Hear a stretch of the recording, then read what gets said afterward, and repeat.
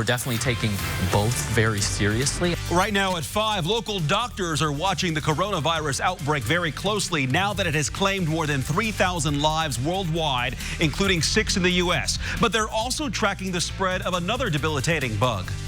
A judge weighs in on a lawsuit against Indiana Attorney General Curtis Hill after he was accused of sexual misconduct. More rain will visit the state tonight. I'll have the timing on that and then let you know how many dry days in a row we'll have after the rain. This is RTV6 News at 5, working for you. Good evening here at 5 o'clock. First up, the coronavirus. Here in the U.S., it has now claimed 6 lives, all in Washington state. And tonight we're learning illnesses are now confirmed in several more states. So far, more than 3,000 people from around the globe have died from the disease. President Trump wants drug makers to focus on developing a vaccine. Tonight, RTV6's Megan Sanctorum is working to answer your questions, turning to doctors to learn more about the virus, specifically how it compares to the flu and the risk factors to watch for. One has been around a while, the other a new virus. Today, we're asking the experts how this strain of the coronavirus compares to the flu. The flu and coronavirus are very similar in how they present. Doctors with IU Health say both are respiratory viruses, so you'll notice a lot of the same symptoms. Both pose a greater risk to the elderly population and those with underlying health conditions like heart disease and diabetes. But these two viruses are very different as well. Doctors tell us the flu tends to cause more body aches than the coronavirus, and you'll see symptoms quicker after being exposed to it. The flu also impacts children more than the coronavirus. Another main difference is the current mortality rate. Right now, coronavirus mortality is about 1 to 2% of cases that get infected, whereas flu is 0.1% of cases that get infected. So that's scary. And I think the other thing that's scary about it, that makes people talk about it, is that we just have a whole bunch of stuff we don't know about the virus. And though it seems everyone is talking about the coronavirus, doctors say it's important to be mindful of the flu as well. They say this is a particularly bad season. According to weekly statistics released by the state, Indiana has seen 69 flu-related deaths this season. There is an antiviral that's been developed for treating the flu, but doctors say prevention is key. They recommend getting a flu shot and following basic hand hygiene. Working for you, Megan Sanctorum, RTV6. And the State Department of Health told RTV6 today that there are no confirmed cases of coronavirus in Indiana and no one is currently being tested. And we've been trying to learn everything we can about the coronavirus or COVID-19. We are working on compiling all that knowledge in a special section online, from what the coronavirus is to how it's affecting life right here in Indiana. Head to the indychannel.com/coronavirus. And one more note, after the worst trading week since October 2008, due to fears about the coronavirus, the Dow regained some much needed ground today. It closed up nearly 1,300 points. That's after last week's 3,500 point drop. The market responded today to hopes that central banks will act to shelter the global economy from the virus. New developments here at 5. The civil suit against Attorney General Curtis Hill has been dismissed by a federal judge. 4 women filed a lawsuit last year accusing Hill of sexual misconduct at a 2018 party. The women were asserting claims of sexual harassment, gender discrimination, and Title VII of the Civil Rights Act. The judge described Hill's alleged conduct as disgraceful and reprehensible, but said it doesn't meet the legal standards of a federal law violation. All claims were dismissed today. One could be refiled in state court within the month. The Indiana Supreme Court could suspend Hill's law license for his alleged actions in 2018. If that happens, Hill could be removed from office if a Senate bill becomes law. The Indiana House voted today to amend an election bill to create new qualifications for an Indiana Attorney General. One of those requirements is that their license not be suspended for 30 days within the last 5 years. If that happens during a term, the office would be vacated and the governor would pick a replacement. A former Indiana Supreme Court justice recommended he lose his license for 60 days. The Office of the Indiana Attorney General has responded to the bill. The statement says, quote, "This raises some legal concerns, and this kind of rushed proposal lacks transparency and leaves no opportunity for public input," end quote. The school buses are rolling again for thousands of Indianapolis public school students who rely on them every day. This comes after nearly 100 drivers and attendants called off on Friday, making it impossible for the district to run routes. Well, today, just 32 employees called off, and the district was able to create a plan to fill those gaps. Superintendent Alicia Johnson says she's thankful for the community's patience. I'm thankful for our family to have, been patient with us as we've sorted through this today. I'm happy that students are able to be at school today. And so, gratitude to our families and our community and those folks who were able to and willing to pitch in when needed. The call-offs come amid ongoing labor disputes between IPS and the American Federation of State, County, and Municipal Employees. That's the union that represents the drivers, by the way. In January, the district announced it would be changing transportation services to First Student, putting the jobs of hundreds of drivers and bus attendants at risk. Union leaders say they discourage drivers from calling off. Now in the Storm Team 6 Tracking Center with Chief Meteorologist Kevin Gregory, it was nice to finally get a little bit of a warm-up yesterday after all those cold temperatures we've had. Hello, March. Yes. We hit 62 degrees, and the outlook for March is above average temperatures, and the outlook for this week above average temperatures. And where do we sit now? 50 degrees. It's not 62, and it comes with some drizzle, but it's still above average for this time of year. That wind is west at 12 miles per hour. In general, the widespread kind of consistent rain is now off to the south and east. We'll keep our eye on areas in southern Missouri, southern portions of Illinois, and I think this will develop and push through the southern half of the state tonight. As far as any severe weather threat, western Kentucky, much of western Tennessee, into southeast Missouri and Arkansas, staying south of the Ohio River the way it looks now. Temperature 49, as you can see in Fort Wayne. Look at the warmth to the south. That's where the thunderstorms are a little more likely. For the evening hours, the rain chances will increase, especially Bloomington over to Columbus south, but it may be even up to the metro area by 11 o'clock tonight. As the city works to solve the problem of crime and violence, one teacher thinks she's at least addressing part of the problem. Youth Global Perspectives is getting ready to take students from right here in Indianapolis to Spain for 21 days. RTV6's Troy Washington is working for you to explain how showing students life outside of the city could be curbing crime. For Claudia White, it only took one taste of travel, and from the start, she was hooked. I studied abroad. I lived in Spain for 4 months. For the social studies teacher, it sparked wonder, a feeling the teacher quickly realized the students here at Howe High School on the east side knew nothing about. They couldn't see someone that looked like them traveling to another country and actually studying and living over there. With all the opposition her students see each day in their neighborhoods, she saw an opportunity to help them see beyond the dark side of this city. Traveling gets them out of their comfort zone to a whole nother environment where they don't have a choice but to respect it because they're surrounded by it. Since starting Youth Global Perspectives in 2016, White has taken students out of the city who never even dreamed of ever leaving Indianapolis. Students that we serve are the students that won't have these opportunities. They're the students that on spring break or summer break are going to aunties and uncles' houses. Now those students who might have been left with an idle mind are traveling at little or no cost to them. We've been to Cuba and Mexico, and then national trips. We've been to New Orleans, we've been to Washington, D.C., Virginia, we've been to St. Louis. We took a group of kids to Black Wall Street in Tulsa, Oklahoma. For White, it's about breaking stereotypes and showing students there's so much more outside of the city while giving them something to look forward to and reminding them they do have something to lose. White says it all works hand in hand with cutting down on crime.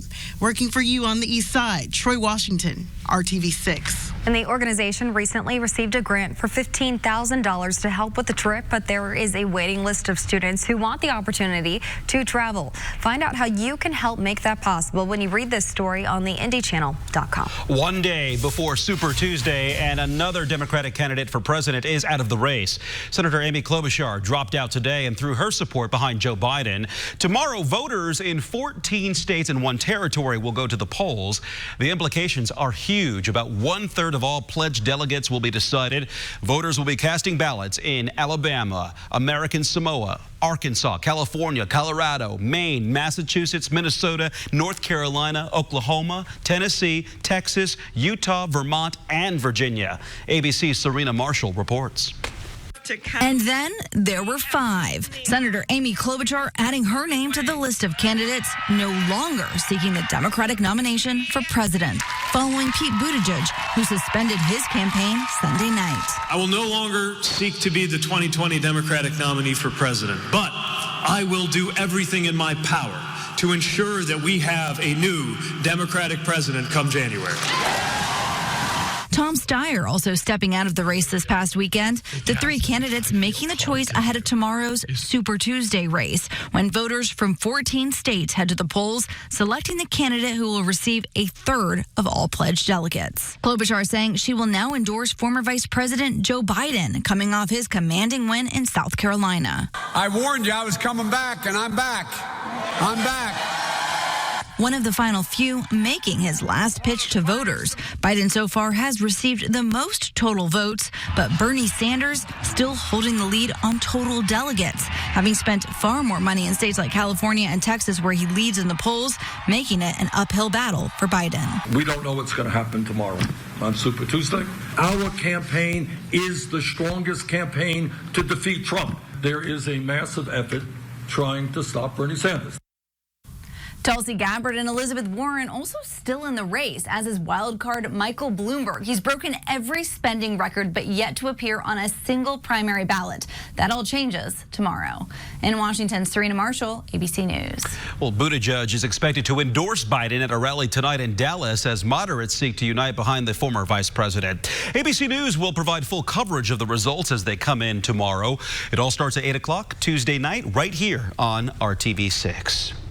The coronavirus outbreak is disrupting a lot of travel plans ahead here at 5:30 on RTV6. The precautions you can take to help protect yourself if you do plan on flying. But first, state lawmakers reverse a proposal that could impact your health care after hundreds of people make their voices heard. And the forecast focus will be on the return of some showers, even some thunderstorms tonight. There they are, showing up at 11 o'clock. I'll take you through the overnight timeline and look ahead to mild temperatures coming up. Super Slam is back. See you at Denny's. A child pornography case against the former friend of Jared Fogle will have to be redone after his conviction was overturned last week. A judge with the Southern District of Indiana overturned Russell Taylor's 2015 conviction and said his defense attorney was lacking experience and preparation. Taylor pled guilty to 12 counts of sexual exploitation, but it was determined the evidence behind 3 of them were not sexually explicit, the federal judge said. At the time, Taylor's attorney failed to recognize that. Taylor's guilty plea has been vacated and his case will be retried. And Jared Fogle, the former Subway pitchman, was sentenced to more than 15 years in prison back in 2015. He must serve a minimum of 13 years before being eligible for parole, meaning the earliest he could be released is 2029. All of his appeals have been rejected by the courts.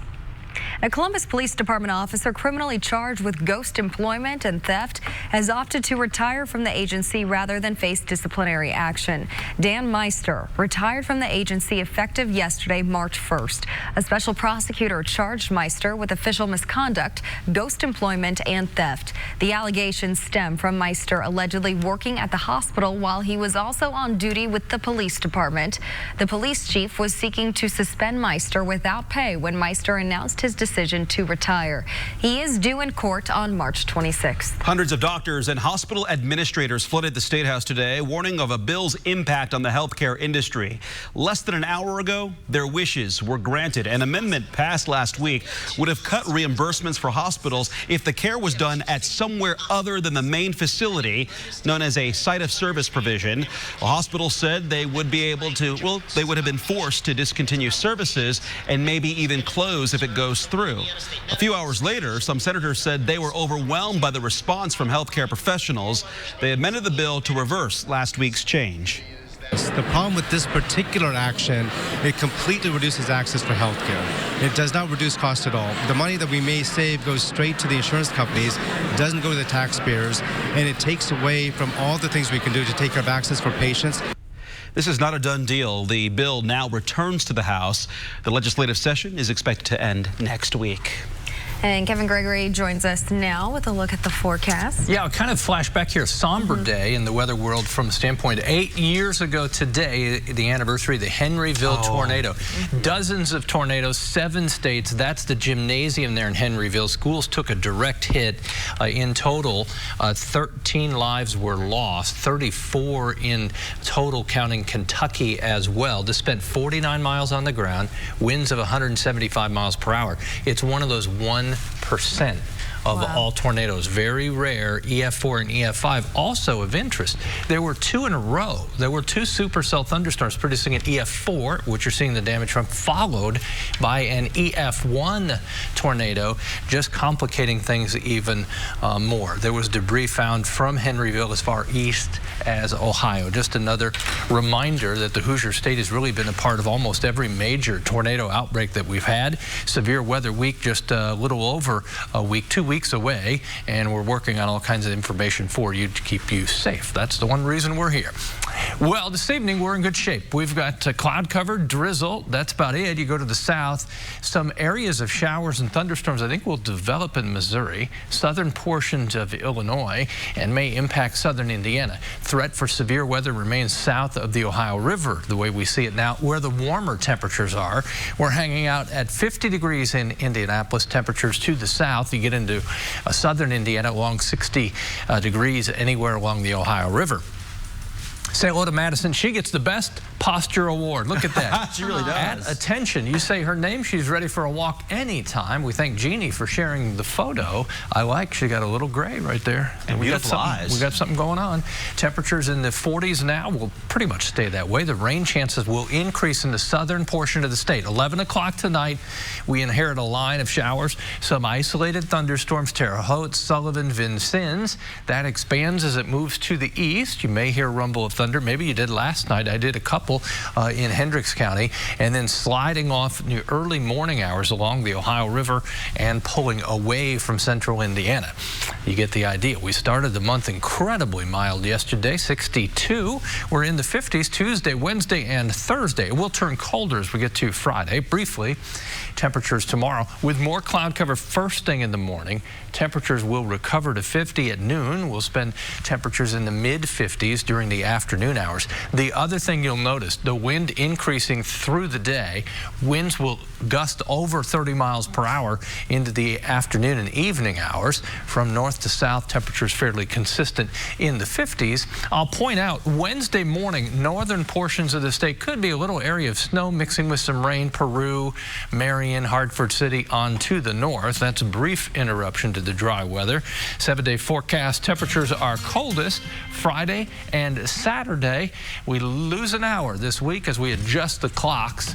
Temperatures go from 47 Saturday to 56 on Sunday, just kind of like our Saturday and Sunday last weekend. Saturday was cold, sunny, and then whammo, all the way up to 62 yesterday. That's how it works. Yeah. All right, thanks, Kevin, for that.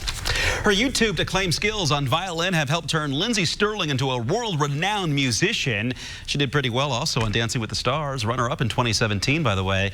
Well, today we learned that she is hitting the road this summer and will bring her tour to Indianapolis. She'll make a stop at the amphitheater at the White River State Park on Wednesday, August 12th. Tickets go on sale for Lindsay Sterling Friday at 10 a.m. A veteran of the Bachelor franchise will take center stage in the spring, while the next Bachelorette says her age will benefit her in her search for true love. Visit the Hiring Hoosiers job board. Order. You see Judge Judy every day at 4 o'clock right here on RTV6, right before the news at 5. Well, the sassy, no-nonsense judge announced today the upcoming fall season of Judge Judy will be the last. The 2020-2021 season will be the 25th and final. She made the announcement on Ellen and did say that she wasn't retiring, but teased about a new show in the works called Judy Justice. Well, ABC did not even wait for the end of this season's The Bachelor to make a big announcement today. The producers are turning to a veteran Bachelor franchise alum to be the next Bachelorette. The big reveal took place this morning on Good Morning America. The new Bachelorette is Claire Crawley. She said she just found out on Saturday. Fans of the Bachelor franchise know she was on Juan Pablo's season of The Bachelor, appeared on 2 seasons of Bachelor in Paradise, and in 2018, she made a return on Bachelor Winter Games. There, she fell for Frenchman Benoit, who later popped the question, and she accepted, but that ultimately did not work out. So now, she's ready to give finding love another try at the age of 38. Absolutely. I feel like a lot of people put it out there as this negative thing, but for me, it just is more years under my belt, more learning and knowing what I want, what I don't want, and what I won't settle for. So what is she looking for? In her words, a man who will take off his armor and open himself up and be vulnerable. We'll see if the 5th time will be the charm for Claire. The new season of The Bachelorette premieres Monday, May 18th at 8 p.m. right here on RTV6. And tonight, sparks will fly and the claws will come out during the current season of The Bachelor. It's the Woman Tell All tonight at 8. Peter returns to face 17 of the women he rejected, but before that even starts, there's a little unfinished business from last week's episode that will air at the top of the show, the rose ceremony. We will find out if Madison shows up and who the 2 women will be that Peter takes to next week's finale. It all starts tonight at 8 here on RTV6. Got that all sorted out? Got it? Good. All right. All new at 6 p.m. here. Residents call it a legacy to their grandkids, but now this beloved creek is polluted. RTV6 goes in for answers and accountability coming up at 6. But first on the Now Indy, seasonal jobs are not just for the holidays. Why Lowe's is hiring hundreds of Hoosiers ahead of spring and how you can apply. You're watching RTV6.